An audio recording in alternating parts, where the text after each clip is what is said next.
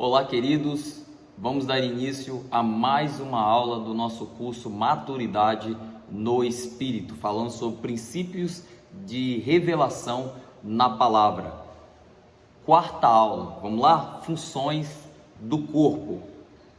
A palavra de Deus nos diz que o nosso corpo é apenas onde moramos neste mundo. Paulo nos diz que em 2 Coríntios 5, do 1 ao 4, que o nosso corpo é a nossa casa terrestre, mas haverá um dia em que seremos revestidos da nossa habitação celestial. Nosso corpo, diferente da nossa alma, não tem conserto e nem tem salvação. Por isso precisamos receber outro corpo no céu. No passado, o nosso espírito foi regenerado. No presente, a nossa alma está sendo transformada e no futuro nosso corpo será glorificado. Vemos aqui o aspecto passado, presente e futuro da nossa alma. Primeiro, função do corpo. Da sensação. A sensação é a porta do nosso ser e constitui os 5 sentidos do corpo. Tudo que entra em nossa alma entra através dos 5 sentidos. Se desejarmos obter vitória sobre o pecado, precisamos disciplinar o nosso corpo, para que através dele não entre nada sujo ou pecaminoso. B. Da locomoção. Evidentemente, é função do nosso corpo se locomover. Ele é a parte mais inferior, tem contato com o mundo físico e é impossível perceber as coisas espirituais. C. Do instinto. Os instintos são reações inatas do organismo que não dependem do comando da nossa alma, automáticas em si mesma e não pecaminosas. Entretanto, elas são a base da concupiscência da carne. Deus criou instintos bons, mas por causa do pecado eles foram degenerados e hoje precisamos exercer domínio sobre eles. Há 3 grupos de instintos básicos: o de sobrevivência, o de defesa e o sexual. O instinto de sobrevivência inclui o comer, o beber e as necessidades fisiológicas, ou seja, são inatos. Ninguém precisa ensinar a criança a mamar, uma vez que ela já nasce sabendo. Mas o pecado transformou esse instinto natural em glutonaria e bebedice.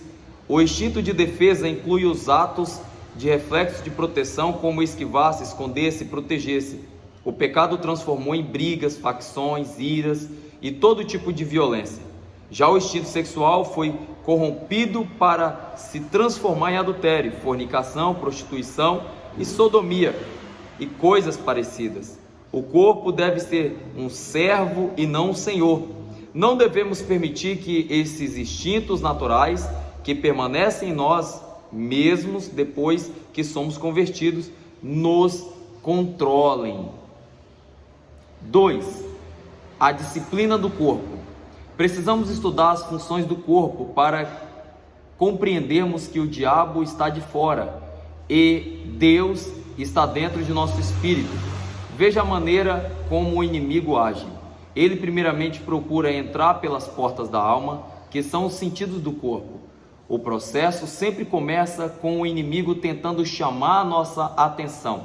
Uma vez que ele tem a nossa atenção, ele tentará despertar algum instinto básico do nosso corpo. Como nossos instintos foram corrompidos pelo pecado, tornam-se aliados do diabo. Quando ele desperta um instinto, nós dizemos que estamos sendo tentados.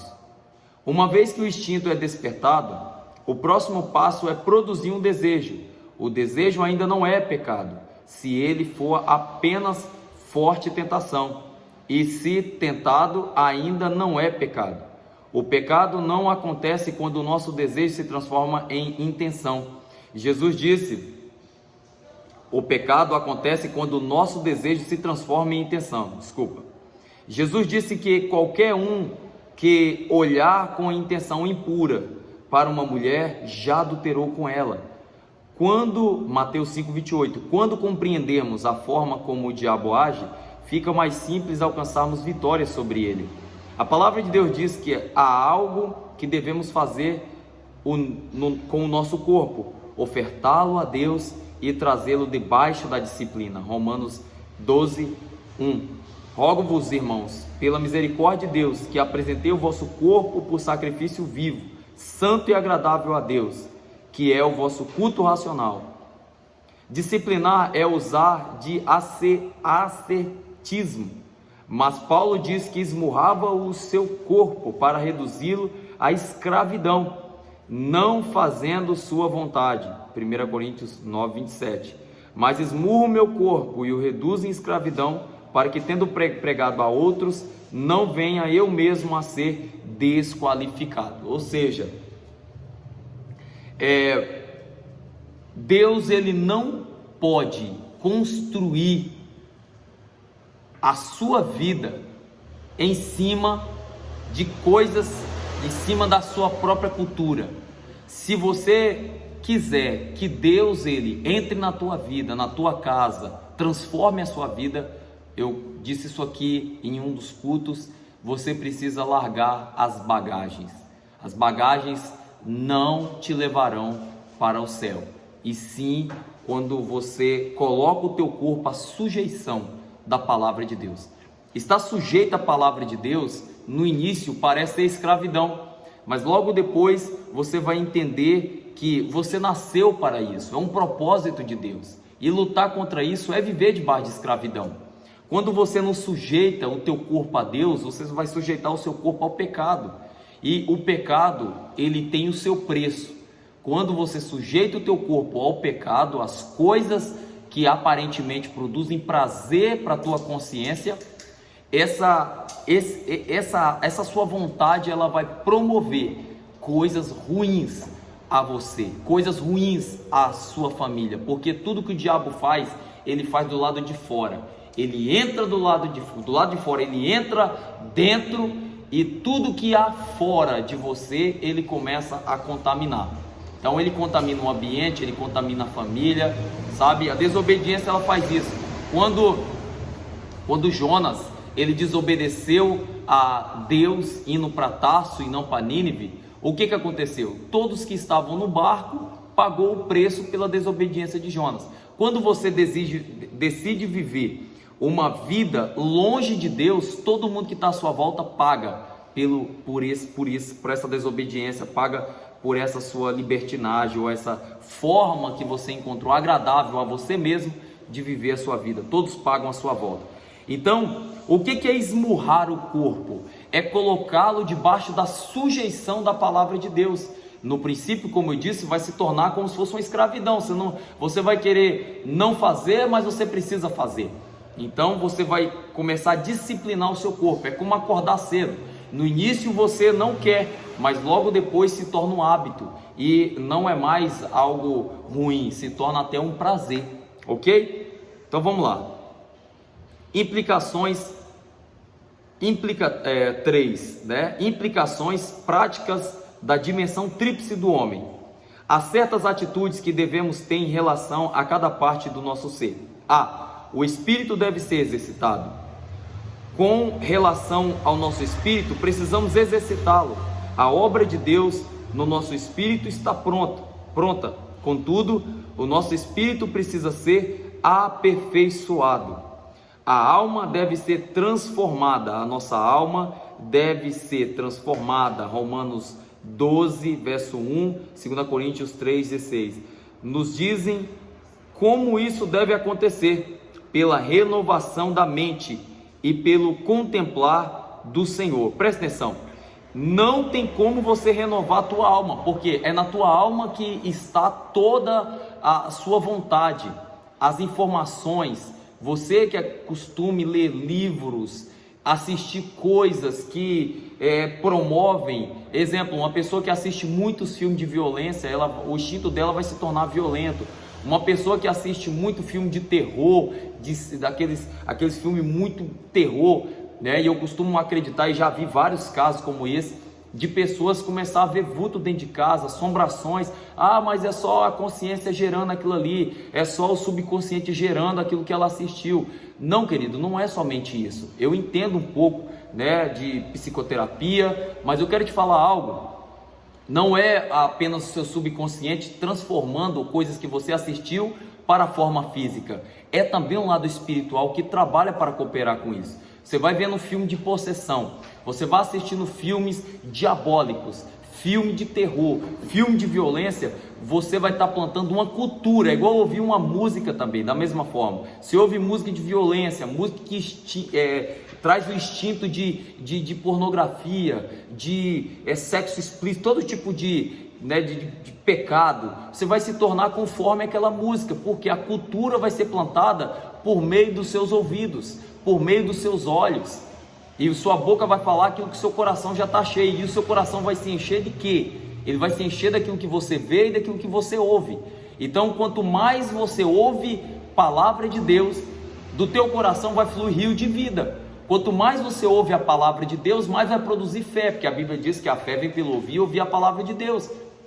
Então as janelas da alma é os seus olhos, né? E o teu coração, ele está aberto, os teus ouvidos, ele é uma pequena janelinha que dá acesso ao teu coração também. Então você precisa pegar esses princípios e começar a praticar, se você quiser viver de forma agradável. E entenda isso, que a forma agradável a Deus é a melhor forma de se viver, porque Ele é o Criador, Ele sabe todas as coisas.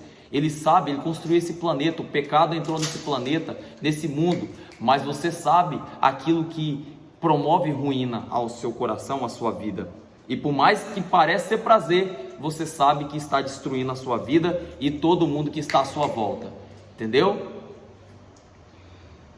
O corpo, o corpo deve ser disciplinado, como é ensinado em Romanos.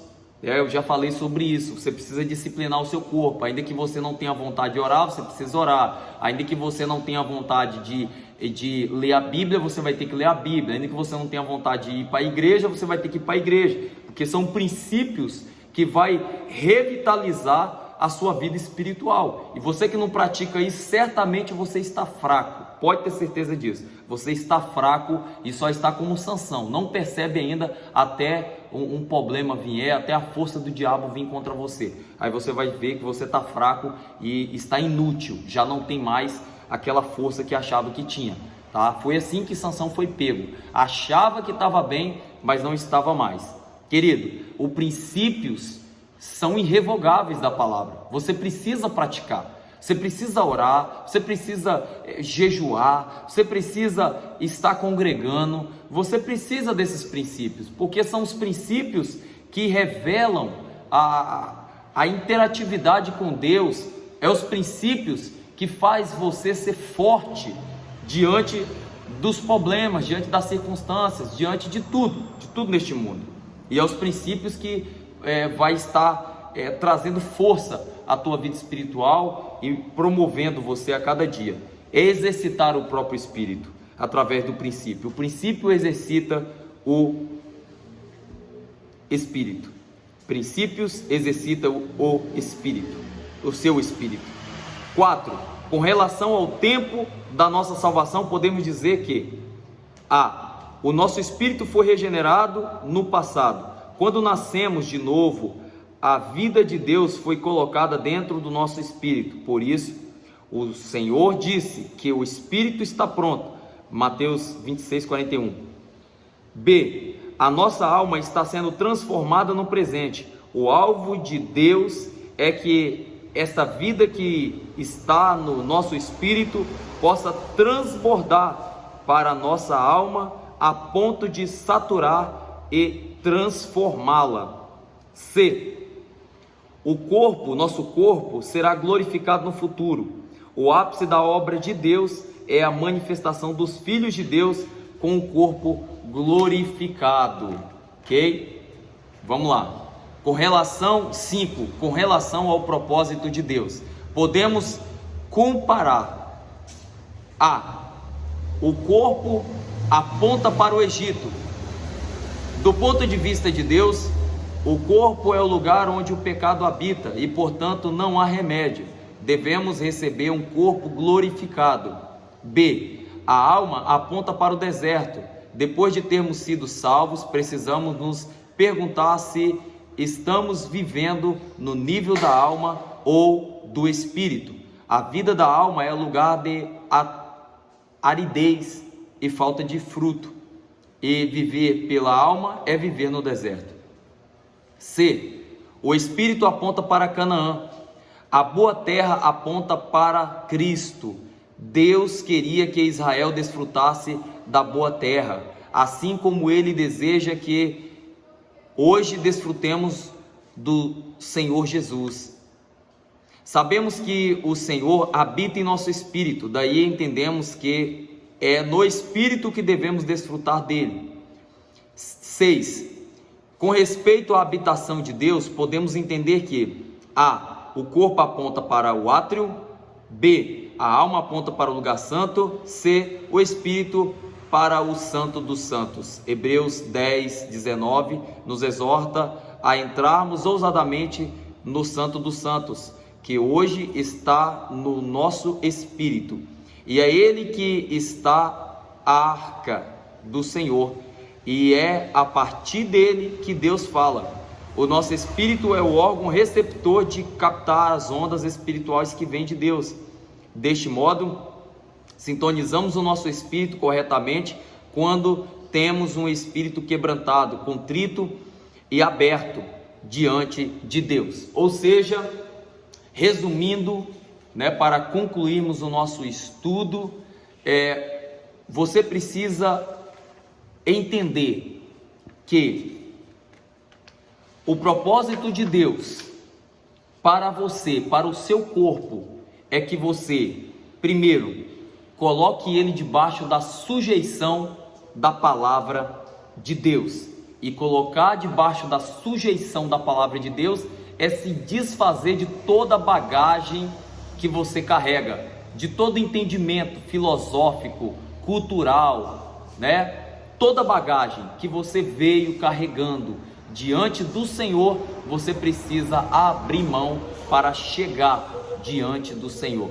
Então, não se achega diante de Deus cheio de argumentos, cheio de filosofias, cheio de achismo. Não. Se você quer ter intimidade com Deus, querido, muita gente acha que é íntimo de Deus e não é. Muita gente acha que fala com Deus tete a tete, mas não fala. Muita gente é abençoada pela bendita misericórdia, e como de fato todos nós somos. Mas, querido, Deus ouve quem é filho, senão não precisava de um intercessor. Quem é o intercessor? É como se fosse a representação do sacerdote aqui na terra. Nós, a Bíblia diz lá nas cartas de Pedro, que nós somos sacerdotes reais de Cristo, ou seja, Cristo é o nosso sumo sacerdote, como diz em Hebreus, e nós sacerdotes dele, ou seja, aquele que intermedia, aquele que achega os outros a Deus, através dele mesmo.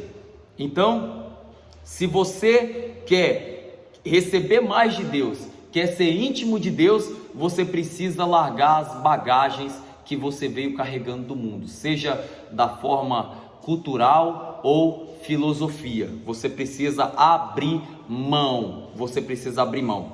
Você precisa disciplinar o seu corpo. E como você vai disciplinar o seu corpo? Você vai ter que exercer oração, jejum. Você vai ter que exercer culto, congregar, exercer princípios para que você alcance os propósitos que está contido na palavra de Deus. A riqueza da palavra de Deus está para os filhos que honram e cumprem os princípios da sua palavra.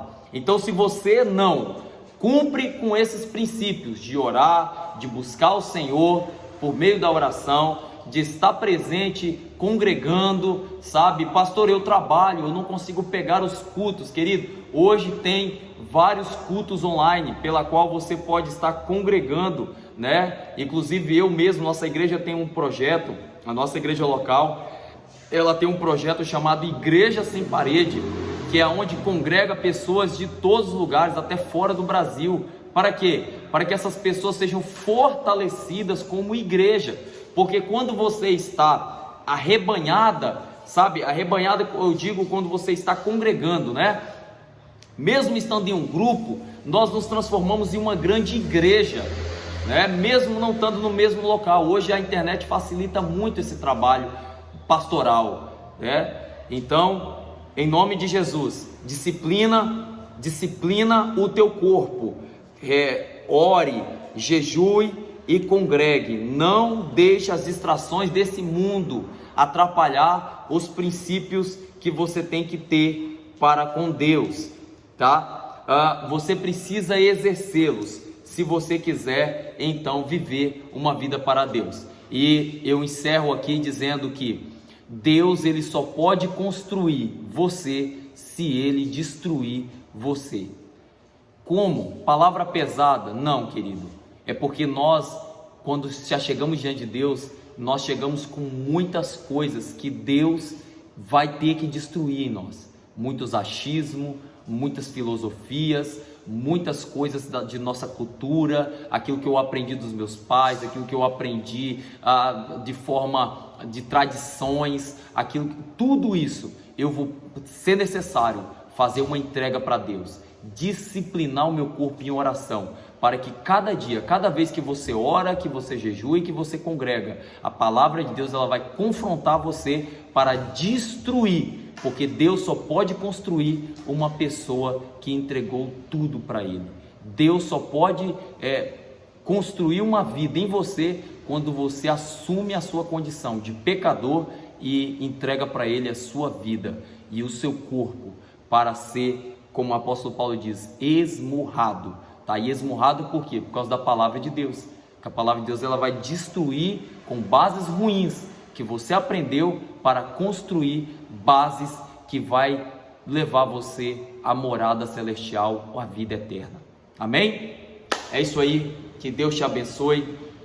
Que este estudo possa ficar marcado na sua vida e passe ele adiante para que mais pessoas tenham acesso a essa informação. Mais uma aula do curso Maturidade no Espírito e até a próxima, se Deus quiser. Deus te abençoe.